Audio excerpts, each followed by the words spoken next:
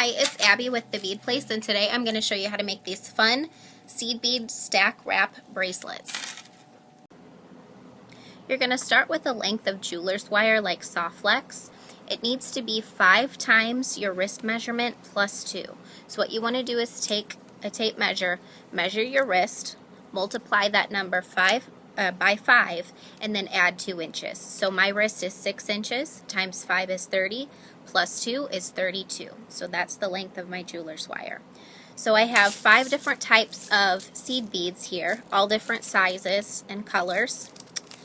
What I'm going to do is pick one to start with and empty it onto my mat. And I'm going to start stringing until I have a length that's equal to my wrist size. So what I like to do is take the jeweler's wire in my hand like this and just scoop up those little seed beads. I know that this color is going to be a little hard to see, but I'm starting out with size 8s. You could of course start with any size you want. And of course on the other end of my wire I have a bead stopper. These bead stoppers are great. You can find them on our website. If you don't have these at home and you're really itching to start your project, you could use tape, but be very, very careful because the tape can slip off pretty easily. So I'm just going to string until I have 6 inches worth of beads, and then I'll see you in a minute. I've strung all of my seed beads so that I have a 6-inch measurement.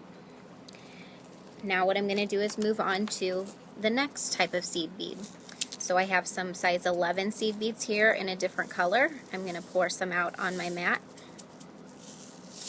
And I'm going to string these seed beads until I have a section about 6 inches, just as long as the first one. So I'm just going to string all of my seed beads on in 6-inch measurements. Alright, so I'm just adding on the last couple of seed beads from my second section, and notice how again I'm using the end of the jeweler's wire to kind of scoop up those seed beads and sliding them on. So I'll measure this section, kind of lay it out flat. Yep, 6 inches. So I've finished the size 6 seed beads. This is what I have so far. I'm going to do the last 2 styles of seed beads on my own. You do the same, and I'll see you when I'm done stringing seed beads. So I finished stringing all of my seed beads.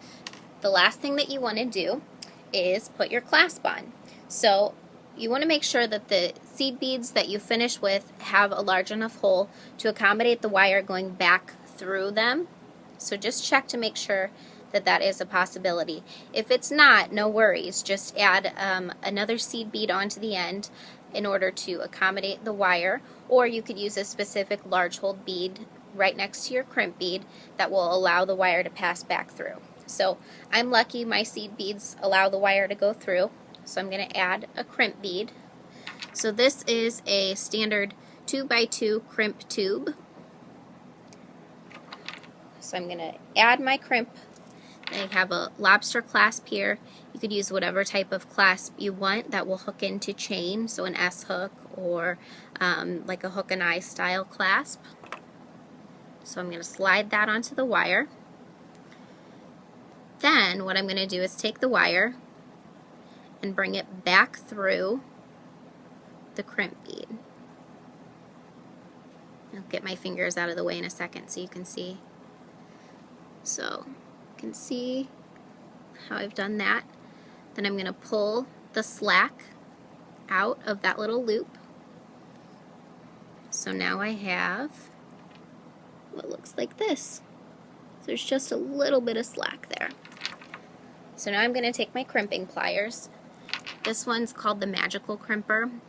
It has a little divot on the inside. It allows me to turn my crimp bead into a little ball so it looks like a bead when I'm done. So what I'm going to do is lay the crimp bead right in the center of the divot on the tool and squeeze down. I'm going to open it and it'll kind of have a little crimp on all the corners of the bead. I'm going to take my pliers in on the opposite direction and squeeze the sides of the crimp in. So I'm going to then work all the way around in a circle. And when I'm done, you'll see that it has turned the crimp bead into what looks like a little ball. Just make sure you've gone around every angle.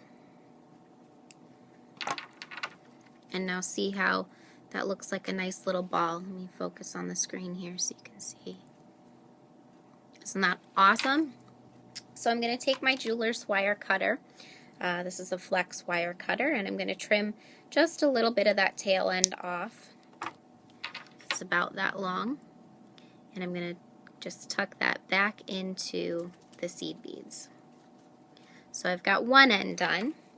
Now what I'm going to do with the other end is I'm going to attach some chain, much like what's on this bracelet here. That way it makes it easier for you to size the bracelet and get exactly the fit that you want. So in order to make the bracelet even easier to put on, we're going to add a charm to the end of the chain. That weights the chain down and it stops the bracelet from spinning around your wrist as you're trying to clasp it. So if your chain is open link chain, that's awesome. You can just hook the charm directly into your chain.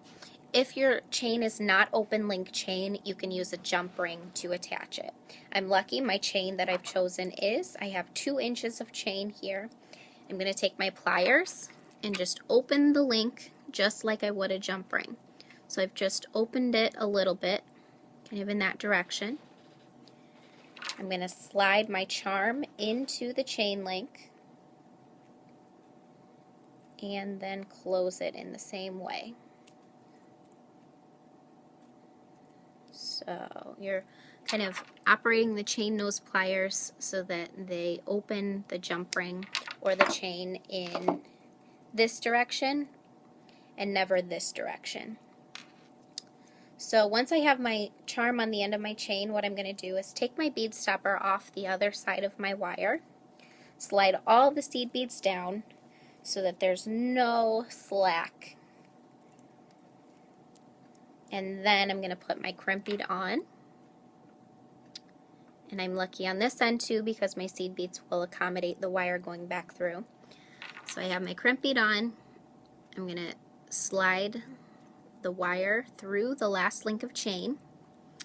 Be careful that the chain doesn't slide down over your beads. That is a possibility. Just kind of hold it in place when you're doing this next step. Take the wire back through the crimp bead.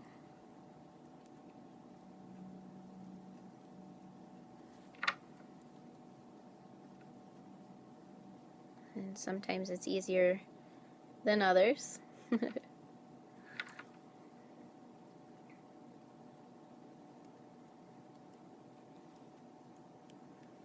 Alrighty. And then we're going to work on getting all of the slack out.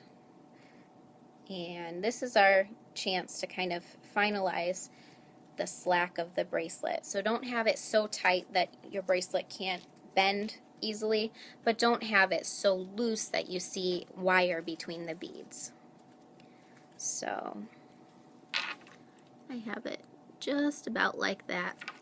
I'm going to go back and crimp just like I did before. So once, then twice on the side and all the way around in the circle. When you have something dangling and you're crimping, you want to make sure that it doesn't kind of hang down in and get caught in the crimper. That could mar your charm or your chain. So just kind of hold it out of the way with your fingers like I'm doing here. So I have a crimp completed. I'm going to trim my wire just long enough that the tail end can get tucked down into the last bead. And then a trick that I would like to share with you to get that wire back into the bead is tilt it away, kind of like this at an angle. Use your fingertips and push the wire towards the wire going through the bracelet. So we're pushing the tail end so that it's parallel to the wire going through the bracelet, just like that.